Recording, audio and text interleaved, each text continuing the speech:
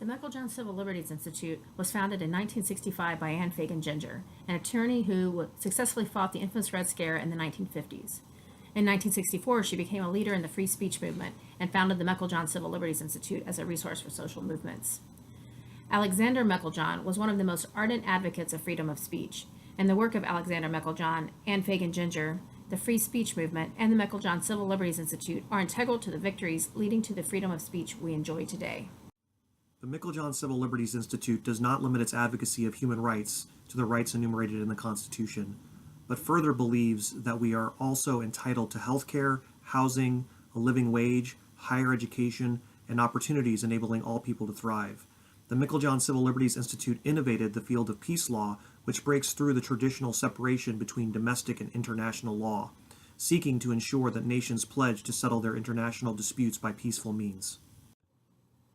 The Meiklejohn Civil Liberties Institute does not substitute our legal analysis for the strategic goals of those with lived experiences fighting oppression.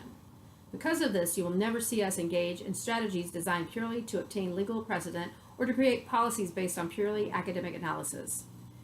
The Meiklejohn Civil Liberties Institute will never support those who oppress human rights, such as the KKK, fascists, or white supremacists, as part of a legal strategy.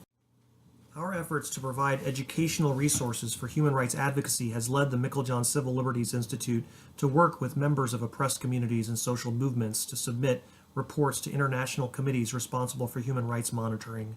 This is part of the mobilization of shame that we use to hold local, state, and federal governments accountable. To accomplish this, the Meiklejohn Civil Liberties Institute holds human rights forums to exchange knowledge with members of oppressed communities and community organizers.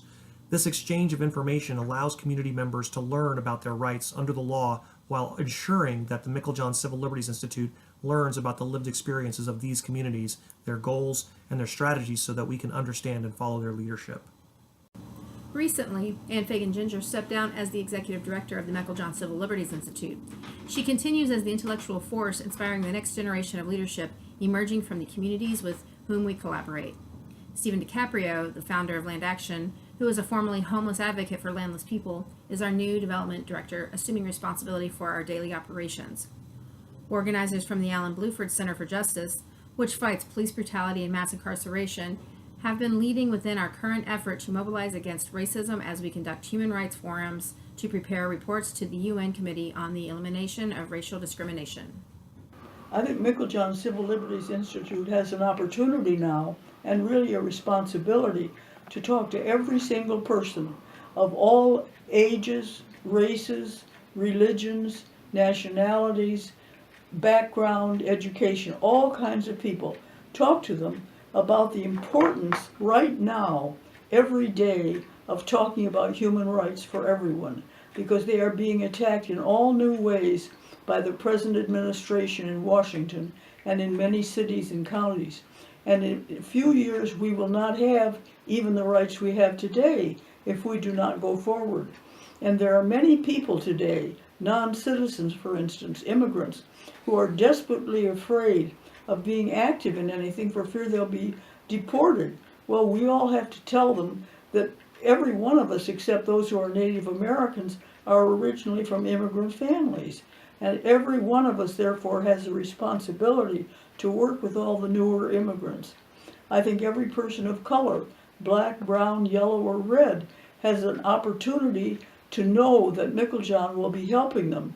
And Meiklejohn has a responsibility to help each of them, because if they can go after the Native Americans successfully, then they can go after the next group. If they can go after that group, and so forth and so on. And none of us will be anymore have any democratic rights. So I think it's urgent right at this moment, when there are new attacks on human rights every day by the present president and his cabinet and his members of his staff, and by corporations. Every day they are attacking the fundamental rights we thought we had as workers, right to unions, the right to have good public schools for everyone, the right to have good affordable colleges and universities. All these are under attack.